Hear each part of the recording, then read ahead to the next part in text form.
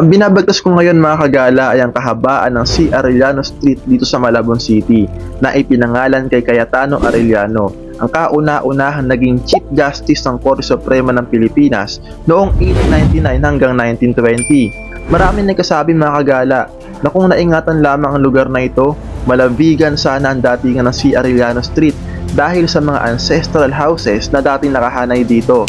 Pero ngayon, bilang na lamang sa daliri ang nakatayo.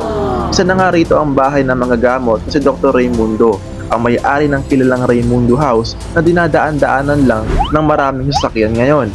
Pero hingil sa kaalaman ng lahat mga kagala na ang bahay na ito ay itinayo pa noong 1861, taon kung kailan ipinanganak ang pambansang bayaning si Dr. Jose Rizal. Sa totoo lang mga kagala, ang lumang adobe nito ay mas matibay pa nga sa inyo ng jowa ko. Kasi kahit maraming pagsubok pang dumating, ay nananatiling nakatindig pa din. Sana all! Pinaprotektahan, pinapahalagahan, at patuloy na ipinaglalaban sa maraming baha at bagyo.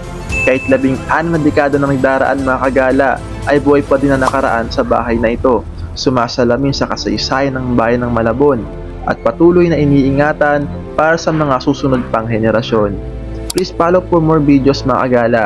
Thank you.